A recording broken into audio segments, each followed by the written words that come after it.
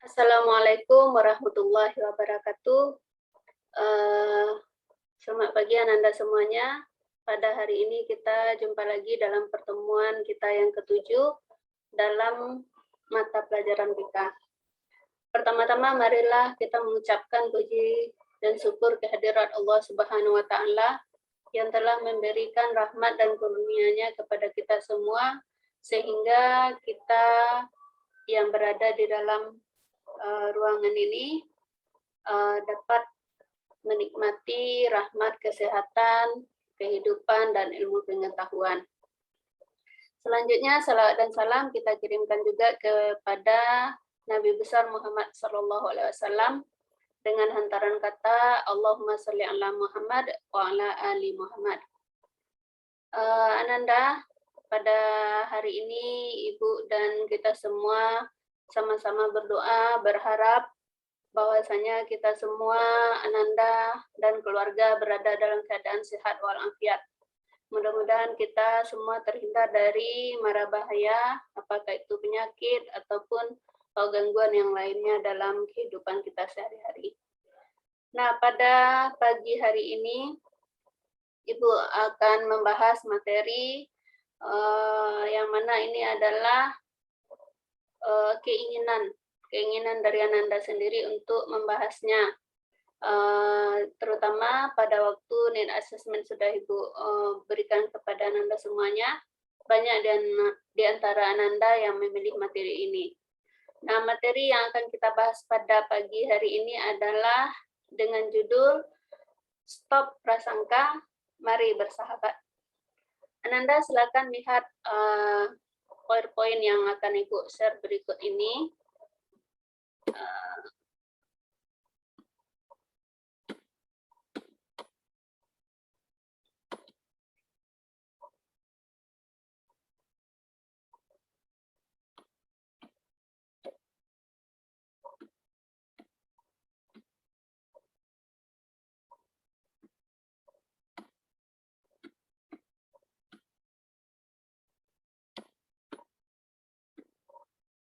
Nah, ini ya. Ini adalah materi kita pada pagi hari ini. Baik, kita akan membahas satu persatu.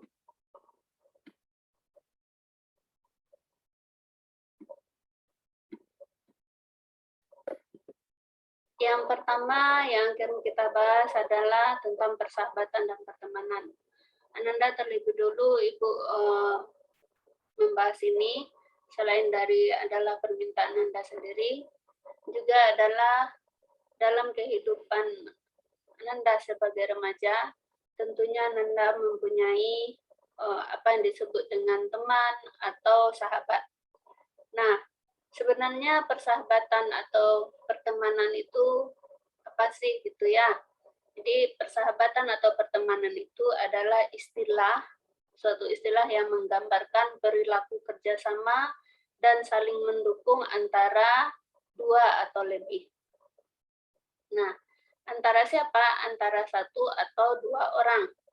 Boleh itu antara dua orang, boleh tiga orang, boleh 4 orang, dan akhirnya mungkin membentuk sebuah kelompok. Nah, persahabatan itu adalah suatu hubungan yang dijalani tanpa syarat. Ya, tanpa syarat di sini maksudnya adalah tidak diembel-embeli dengan sesuatu yang kamu harus begini nanti ya, kamu harus begitu nanti ya. Nah, bukan seperti itu. Dia akan terjalin begitu saja secara alami dan saling timbul kecocokan antara satu atau dua orang atau tiga orang yang lebih itu. Nah, Nanda, teman atau sahabat itu merupakan sosok yang selalu ada untuk menemani dan mendukung saat kita membutuhkan. Nah, itu yang disebut dengan sahabat. Ini berbagai macam ungkapan orang tentang sahabat ya, yang Ibu sampaikan. Kemudian sahabat itu juga merupakan sosok yang paling mendorong diri kita untuk menjadi versi yang paling tulus. Nah, tulus apa? Mungkin tulus membantunya, tulus menemaninya, tulus menerima kehadirannya, dan sebagainya. Nah, ini sahabat itu juga mendorong kita untuk bersifat ikhlas. Nah, selanjutnya, di dalam kehidupan kita sehari-hari ini dengan sahabat, ada kalanya nanti persahabatan itu menjadi pecah, menjadi tidak bagus lagi. Kenapa? Karena di dalamnya sudah timbul prasangka. Nanda tentu sudah memahami prasangka ini dalam kehidupan kita, dalam pergaulan biasa disebut dengan iri hati, atau dalam bahasa Minang bingi, ya, atau ada juga yang nyebut dengan dengki, atau disebut juga dengan prasangka. Nah, prasangka ini apa? Prasangka itu adalah ketika seseorang menilai negatif atau sikap tidak suka kepada seseorang atau kelompok. Nah, kalau sudah timbul rasa tidak suka atau menilainya secara negatif, itu berarti prasangka sudah hadir di dalam diri kita. Terutama kalau prasangka itu datangnya atau timbulnya kepada orang yang terdekat dengan kita, dengan sahabat kita sendiri. Nah, di dalam agama Islam, itu jelas sekali di bahwasanya prasangka ini sangat dilarang, dijauhi, harus kita jauhi. Nah, dalam surah Al-Hujurat ayat 12 itu yang artinya adalah jauhilah olehmu sebagian dari prasangka. Sesungguhnya sebagian dari prasangka itu adalah keburukan atau dosa. Nah, kenapa ini disebut dalam Al-Quran? Tentu saja nanti berawal dari prasangka itu akan banyak muncul sifat-sifat yang tercela lainnya. Jadi ditegaskan dalam Al-Quran dijauhi. Kata-kata dijauhi itu artinya jangan dekati, jangan dilakukan. Nah, persahabatan itu sebagaimana yang sudah Ibu sampaikan tadi, itu adalah hubungan timbal balik antara dua orang atau lebih. Atas dasar apa? Atas dasarnya tidak ada paksaan. Tidak ada paksaan. Jadi yang ada adalah kesukarelaan dan ketulusan. Nah, kadangkala persahabatan bagaimana yang tanpa diiringi dengan prasangka? Apa ciri-ciri dari sebuah persahabatan yang tidak diiringi dengan prasangka? Nah, tentunya Nanda mau tahu. Ibu yakin nih di antara Nanda ada yang mempunyai sahabat dekat. Ya, sahabat, apakah itu ada ya yang bersahabat mulai dari SD, kemudian sampai sekarang Ananda berada di MTSN, hubungannya tidak terputus. Tetap saling telepon, saling ketemu, seperti itu. Nah, gimana ciri-ciri persahabatan yang di dalamnya tidak ada prasangka itu? Ciri-ciri persahabatan yang menandakan itu adalah jalinan sebuah persahabatan. Yang pertama adalah saling menyayangi dan berbagi dalam banyak hal. Nah, saling menyayangi ini artinya kita betul-betul memperhatikan teman itu. Misalnya, kalau di sekolah, dia tidak hadir. Nah, kita langsung bertanya itu ya. Langsung bertanya. Atau kita menemukan teman kita tidak makan. Ya, sementara kita bawa bekal. Nah, yang tulus, yang ikhlas, itu pasti kamu belum makan ya. Nah, seperti itu. Itu adalah menunjukkan rasa bahwasanya kita perhatian sama dia, bahwasanya kita menyayangi dia. Tapi kalau dia bukan sahabat kita, mungkin kita akan cuek saja. Mau makan dia atau enggak kita perhatikan. Ya, yang kedua, saling setia, jujur, dan kerjasama yang baik. Nah, ini mungkin Anda lebih tahu ini. Tidak ada dusta, tidak mendustai, tidak mengata-ngatai di belakang, dan kerjasama. Dalam hal apapun mungkin suka bekerja sama, apakah itu membahas pelajaran, apakah itu mengerjakan tugas. Nah, itu nampak di situ ya. Kemudian saling berkomunikasi secara intensif.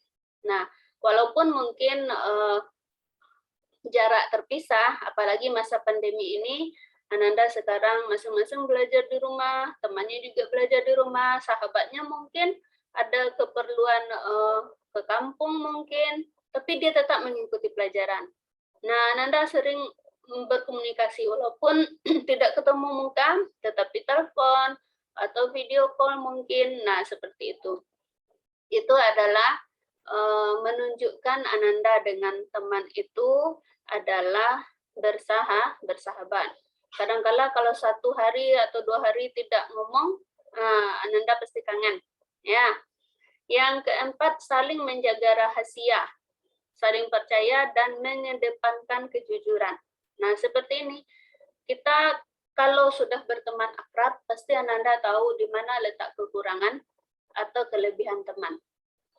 Nah, apa-apa yang menjadi kekurangan teman itu harus Ananda rahasiakan, karena itu mungkin kalau disebarkan, kalau disebutkan kepada orang lain, mungkin dia tidak suka. Nah, makanya disebut rahasia. Nah, yang kelima, saling membantu, terutama saat salah satu mendapatkan kesulitan. Nah, ini Ananda, kadang-kala dikala kita mendapat kesulitan, teman tidak ada yang bantu, tidak ada yang menanyakan, di situ mungkin kita bisa menilai teman itu sahabat atau tidak, atau sekedar berteman saja. Nah, biasanya orang yang bersahabat itu ada feeling itu. Ada feeling, oh temannya ini lagi kesulitan. Pokoknya adalah, makanya kata Ibu tadi, orang yang bersahabat pasti dia berkomunikasi secara intensif. Kalau tidak nelpon 1 kali dalam 2 hari mungkin, atau 1 kali 3 hari dia tidak tahu kabar temannya, dia gelisah. Nah, apalagi kalau biasanya kalau sudah bersahabat dekat, dia tahu temannya itu mendapatkan kesulitan atau tidak. Nah, yang keenam, saling menjaga persamaan hak dan kewajiban. Nah, ini kita walaupun dekat, kita walaupun bersahabat, tapi kita sama-sama menjaga mana yang menjadi hak kita dan mana juga menjadi kewajiban kita. Jangan kita menuntut hak saja kepada teman, kamu harus melakukan ini untuk saya, kamu harus ini, kamu harus ini. Sementara ketika teman meminta bantuan kepada kita atau sahabat minta bantuan kepada kita, kita tidak bersedia memberikannya. Nah, itu artinya tidak menjaga. Nah, mana yang baik? Yang baik adalah menjaga persamaan hak dan kewajiban kita. Yang ketujuh adalah saling menghargai adanya perbedaan. Perbedaan apa? Ya mungkin hobi, mungkin visi, mungkin cita-cita, ya. Jangan memaksakan hobi kita, cita-cita kita, atau visi kita kepada teman. Nah, walaupun kita bersahabat, tapi kita tetap berbeda, individu yang berbeda. Kamu mungkin hobinya membaca, sementara teman suka bernyanyi, gitu ya. Tapi yang selama ini terlihat, kalau orang itu bersahabat, itu ada kecenderungan kesamaan, ya, kecenderungan kesamaan hobi, minat, ada kecenderungan bakat yang sama juga. Biasanya seperti itu baru nyambung, ya. Tetapi kalaupun ada yang berbeda, cita-cita kamu berbeda dari dia, mungkin kamu mau menjadi guru, sementara dia mau menjadi teknisi atau arsitek segala macam, nanti itu tetap kita hargai, tidak bisa disamakan. Juga termasuk nanti kalau misalnya Ananda tamat dari MTSN, kemudian Ananda mau menyambung teman, sementara teman mau ke SMK, terus kita pengaruhi, nah itu tidak bagus. Kamu masuk mana aja biar sama saya, gitu. Atau kamu mau masuk SMK, teman mau masuk SMA, jangan masuk SMA, masuk SMK aja. Nah, seperti itu. Jadi, kita belajar untuk saling menghargai, karena bagaimanapun juga kita adalah dua pribadi yang berbeda. Nah, bagaimana cara membina persahabatan agar awet dan lebih bermanfaat? Yang pertama, mungkin ada juga yang sudah Ibu sebutkan tadi ya, menghormati dan menghargai, terutama hal-hal yang bersifat pribadi. Kemudian saling menjaga rahasia, jangan mulutnya jadi mulut ember. Semuanya dikatakan, semuanya dibilang, tidak direm. Ya, ini yang ketiga, jangan bermuka dua. Bermuka dua tahu? Nah, ini adalah pangkal munculnya prasangka. Nah, yang Ibu sebutkan tadi prasangka, kalau sudah kamu bermuka dua, ke si A bilangnya lain, ke si B bilangnya lain, kepada temanmu kamu berpura-pura, nah itu bisa membuat persahabatan menjadi tidak langgeng. Jadi jangan bermuka dua. Kemudian jadilah pendengar yang baik buat teman-temanmu, ya. Kalau kamu sedang berada dalam kelompok atau berdua, dia cerita, dengarkan. Ini bercerita, dengarkan. Ketika kamu bercerita, orang juga akan mendengarkan. Jadi, jadilah pendengar yang baik. Bukan berarti kamu kerjanya ngomong terus. Nah, kan ada waktu tuh untuk berkumpul, mungkin setengah jam, mungkin 1 jam. 1 jam itu mungkin dalam pandemi ini kamu bisanya berkumpul 1 kali sebulan atau 2 kali sebulan. Nah, itu adalah momen-momen yang kata orang Barat itu namanya quality time. Ya, quality time di mana kamu tidak bisa setiap hari bertemu, tetapi pada waktu ketemu kamu saling berbicara, saling mendengarkan. Ya, yang kelima, setiap orang memiliki pribadi yang unik. Nah, yang ini yang katakan tadi, unik. Ada yang dia pemarah, ada yang dia pemalu, ada yang pendiam. Sahabatmu itu, jadi silakan dihargai. Tolong dihargai perbedaannya. Yang keenam, peliharalah kepercayaan yang diberikan oleh sahabat. Kepercayaan apa? Mungkin dia menceritakan sesuatu, mungkin dia mengamanahkan sesuatu. Kemudian tetap kamu pegang secara teguh. Nah, yang ketujuh, berilah dukungan dan pujilah temanmu. Kesampingkan kesalahan dan kelemahannya. Artinya, kalau temanmu berhasil, ya puji dia. Tapi dia kan punya kelemahan juga. Jangan dimunculkan itu. Nah, ini kalau kamu menjadi sahabatnya, tidak lain kamu menjadi juga motivatornya. Jadi bangkitkan terus semangatnya. Terutama kalau sahabat kita berada di dalam suatu permasalahan. Nah, yang kedelapan, jangan pernah merasa iri kepada temanmu. Nah, ini juga yang dapat merusak. Ya, kan Ibu sampaikan tadi, kita mempunyai kelemahan, mempunyai kelebihan. Begitu juga dengan sahabat. Sekali lagi, hargai perbedaan, jangan pernah iri kepada sahabat. Kemudian yang kedua, dekat bukan berarti harus tergantung sama satu sama lain. Walaupun kamu dekat, Ibu ulangi, kamu adalah dua pribadi yang berbeda. Jangan terlalu tergantung dengan sahabat. Jangan terlalu mengandalkan. Ya, karena kita tidak tahu ke depannya nanti. Gimana? Ya. Yang ke-10, sisihkan waktu untuk melakukan kegiatan refreshing bersama. Nah, mungkin jalan-jalan sore atau pergi ke pasar atau ke tempat tempat hiburan gitu ya. Tapi jangan sering-sering. Biasanya enggak sering-sering ya. Kalau sering-sering nanti malah jadi terpengaruh dengan perilaku yang negatif. Yang ke-11, jangan pernah ragu untuk minta maaf kalau kamu berbuat suatu kesalahan. Dan jangan ragu juga untuk memaafkan teman. Kalau kita salah, cepat perbaiki. Ya, yang ke-12 adalah harus peduli. Peduli itu apa?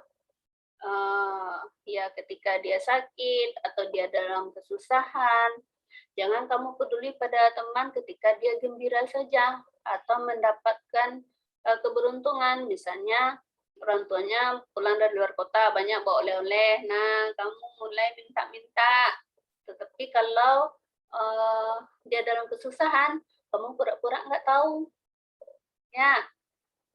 Nah, yang terakhir, ini adalah hal-hal yang bisa merusak persahabatan.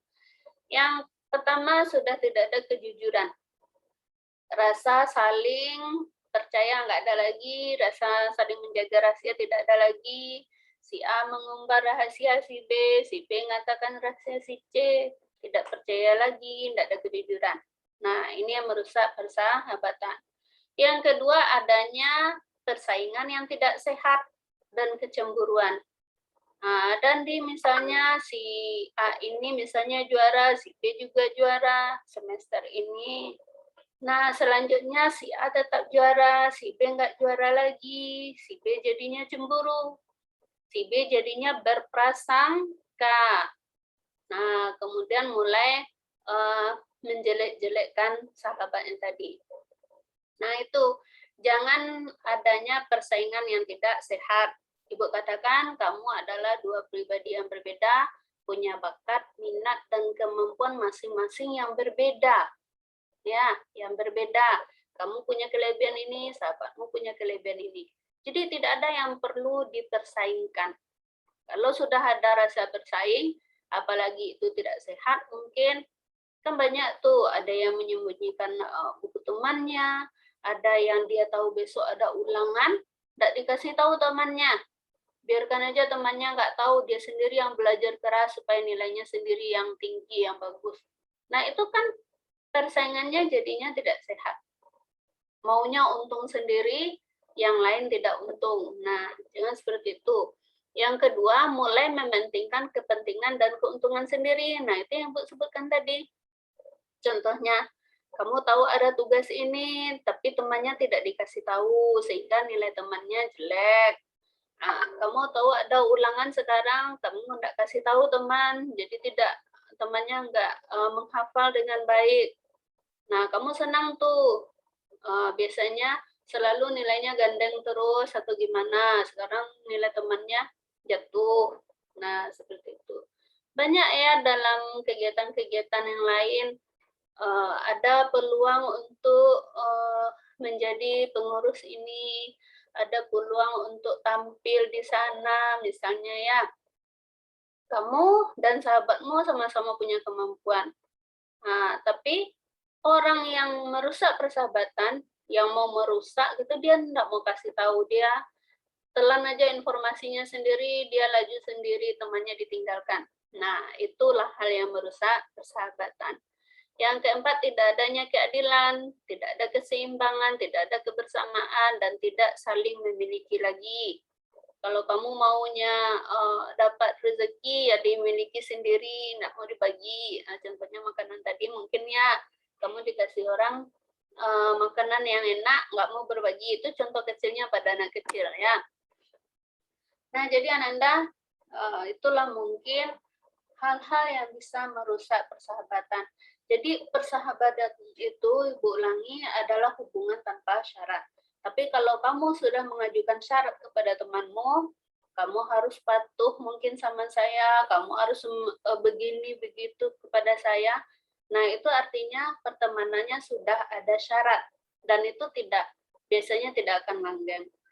Nah, bagaimana persahabatan jadi langgeng? Itu sudah Ibu sampaikan tadi. Kalau Ananda mau menjadi sahabat yang baik, nah pahamilah yang Ibu sampaikan ini supaya Ananda lakukan di kehidupan sehari-hari. Ibu mengucapkan terima kasih atas perhatian Anda. Mudah-mudahan apa yang Ibu sampaikan ini dapat menambah pemahaman Anda tentang arti persahabatan. Terima kasih. Assalamualaikum warahmatullahi wabarakatuh.